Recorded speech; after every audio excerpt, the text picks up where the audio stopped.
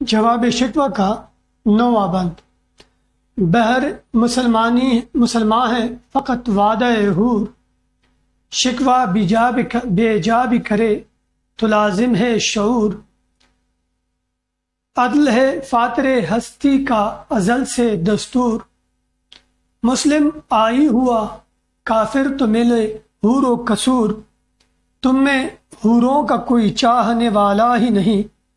جلوہ طور تو موجود ہے موسیٰ ہی نہیں۔ ڈیئر اسٹوڈنٹس، اس بند کا قافیہ ہے حور، شعور، دستور اور قصور، جبکہ اس میں ردیف کا استعمال نہیں کیا گیا۔ ردیف لازم نہیں ہے، لیکن قافیہ شعر و شاعری میں لازمی عنصر کی حیثیت رکھتا ہے۔ تو اس بند کا قافیہ جو ہے پہلے 4 مصروں کا وہ حور، شعور، دستور اور قصور،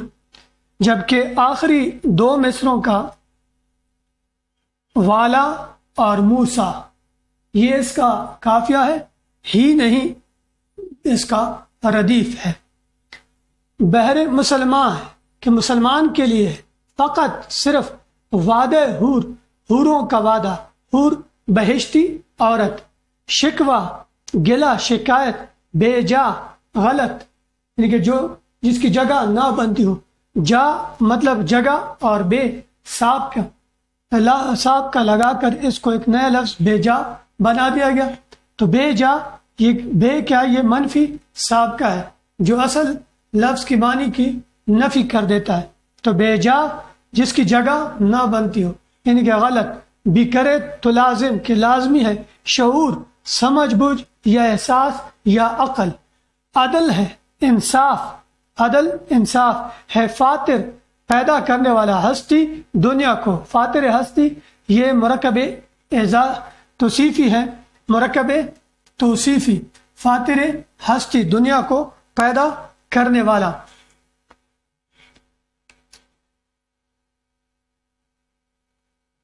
کہ جس نے صفت بیان کی، یہ مرکب توصیفی جو وہ مرکب جو کہ صفت اور موصوف سے مل کر بنے۔ تو فاطر ہستی مرکب توصیفی دنیا کو پیدا کرنے والا، مراد اللہ تعالیٰ کی ذات کا ازل سے، روز اول سے، کہ جس روز سے کائنات تخلیق کی گئی، ابتدا ہی سے، آغاز افرینش سے، ابتدائے زمانہ سے، دستور، قانون، اصول، مسلم آئی ہوا، مسلمان آئین قانون کہ مسلمانوں کے قانون پر عمل پیرا ہوا، کافر تو ملے حور و قصور۔ حور و قصور یہ مرکب عطفی ہے، مرکب عطفی جو معطوف علیہ اور حرف عطف کی باہمی ملاپ سے مل کر بنے۔ معطوف علیہ حور اور معطوف قصور، جبکہ واو حرف عطف۔ تو حور و قصور، حور کا مطلب بہشتی عورت، قصور کسر کی جمع ہے جس کی معنی ہے محل یا محلات۔ تم میں حوروں کا کوئی چاہنے والا ہی نہیں، جلوہ طور کہ جلوہ دیدار نظارہ طور کہ جلوہ طور تو موجود ہے، موسیٰ ہی نہیں، لیکن موسیٰ ہی نہیں۔ ڈیئر اسٹوڈنٹس، یہاں اس مصرع میں صنعت تلمیح کا یا شعر میں صنعت تلمیح کا استعمال کیا گیا ہے۔ اس سے مراد جلوہ طور کے اللہ تعالیٰ سے حضرت موسیٰ علیہ السلام نے، یہ اس واقعے کی طرف اشارہ ہے کہ جب حضرت موسیٰ علیہ السلام نے کوہ طور پر اللہ تعالیٰ سے فرمائش کی تھی اللہ کی دیدار کی، تو اللہ تعالیٰ نے کوہ طور پر اپنا جلوہ ظاہر کیا تھا۔ اس واقعے کی طرف یہ اشارہ ہے کہ جلوہ طور تو موجود ہے، موسیٰ ہی نہیں، کہ اللہ تعالیٰ کا نظارہ، اللہ تعالیٰ کا دیدار یا اللہ تعالیٰ کے جلوے تو آج بھی موجود ہیں، لیکن تم میں اس کا چاہنے والا ہی کوئی نہیں، موسیٰ ہی نہیں۔ موسیٰ کون؟ کہ جس نے طلب کی تھی۔ اب یہاں موسیٰ سے عرف عام میں مراد ہم لیں گے کہ عام مسلمان یا عام انسان کہ جو چاہنے والا ہو، کہ جو اس دیدار کو، اس نظارے کو حاصل کرنے والا یا شوق رکھنے والا یا چاہنے والا ہو۔ بہر مسلمان ہے فقط وعدہ حور، یہ جواب ہے شکوہ کا کہ جب شکوہ میں اقبال نے کہا تھا کہ قہر تو یہ ہے کہ کافر کو ملے حور و قصور، قہر تو یہ ہے کہ کافر کو ملی حور و قصور اور بیچارے مسلمان کو فقط وعدہ حور۔ یہ جواب شکوہ اسی شکوے کا جواب ہے کہ فقط اور مسلمان کے لیے فقط وعدہ حور، کہ مسلمانوں کے لیے کیا کہتا کہ صرف ان کے ساتھ حوروں کا وعدہ، یعنی کہ اور یہاں پر کہ بہر مسلمان ہے فقط وعدہ حور۔ اب اللہ تعالیٰ شکوے کا جواب دیتے ہیں کہ کیا کہا تم نے کہ ہم نے صرف مسلمانوں کے ساتھ حوروں کا وعدہ کیا ہے۔ شکوہ بھی جا بھی کرے تو لازم ہے شعور، کہ اگر کوئی غلط شکوہ بھی کرے تو لازمی ہے کہ اس شکوے کے اندر تھوڑا سا شعور ہونا چاہیے۔ عدل ہے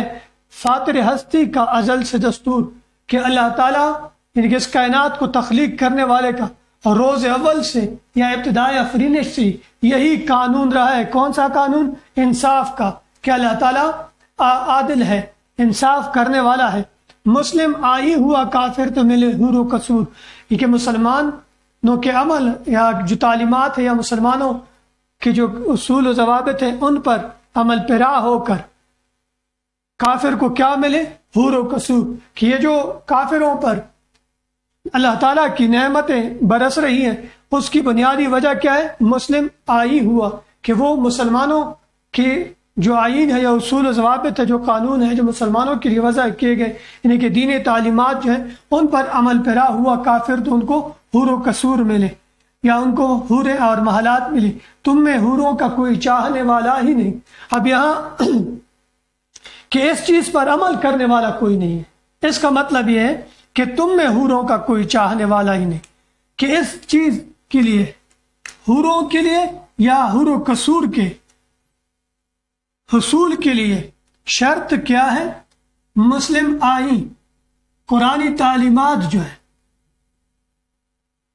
یا اللہ تعالیٰ کا بتلایا ہوا راستہ جو ہے اس پر چل کر ہی کیا حاصل ہوگا؟ یہ حور و قصور حاصل ہوگی، کہ تم میں حوروں کا کوئی چاہنے والا ہی نہیں، کہ یہ جو تمہارا طرز زندگی ہے اس سے یہ بات ثابت ہوتی ہے کہ تم میں ان چیزوں کا کوئی چاہنے والا ہی نہیں۔ جلوہ طور تو موجود ہے مساہنے، اب اس کا یہ مطلب نہیں کہ اللہ رب العزت کی نعمتیں ختم ہو گئی یا اللہ تعالیٰ کی رحمتیں ختم ہو گئی، یہ تو آج بھی موجود ہے،